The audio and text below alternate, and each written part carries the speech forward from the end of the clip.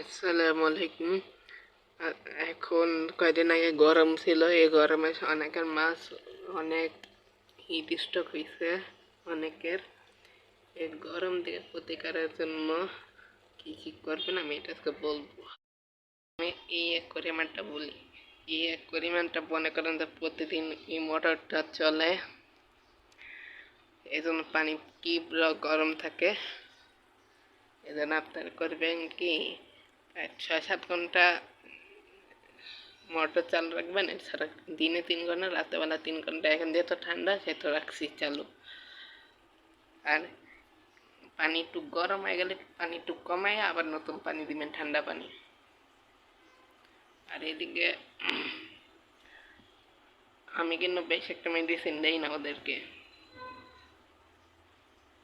দিলে একটু লবণ দিই, এছাড়া কিছু দেই না। দেখেন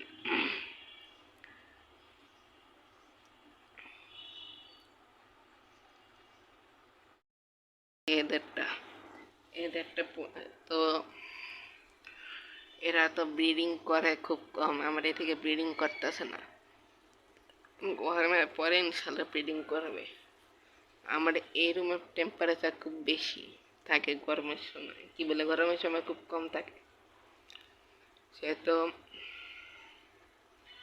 আমি এইটাতে সেম ফর্মুলা দিয়ে এই মাছগুলো টিকে রাখছি। তো আমার গাপ্পি মাছ এই কারণে মারা গেছে।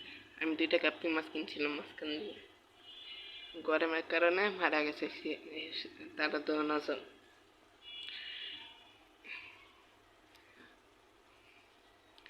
আমি এদিকে কিছু গাছপালা লাগাবো, এই সাইডটা পুরাটা গাছপালা থাকবে এতটুকু, আর অন্য সাইডে মাছ থাকবে। আর আমি একটা ফিমেল শামুক ছাড়বো থেকে। আমি এই শামুকটার সারা অন্যখানে নিব।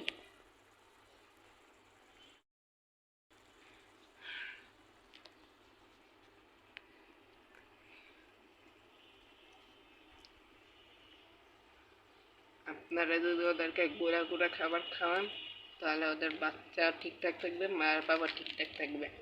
মানে যদি বড় মাছও পালেন আবার ছোটো মাছও পালেন, যদি বড় মাছের খাবার দেন তাহলে ওরা টিকবে না। আমি একটা কাজ করি, বড় মাছের খাবারগুলি রে গুঁড়া গুঁড়া করে ওদেরকে খাওয়াই। আমি গুঁড়া গুঁড়া করে এদিকে রাখি খাবারগুলি, এই যে খাবার একটা আমি হাতে নিয়ে দেখাই।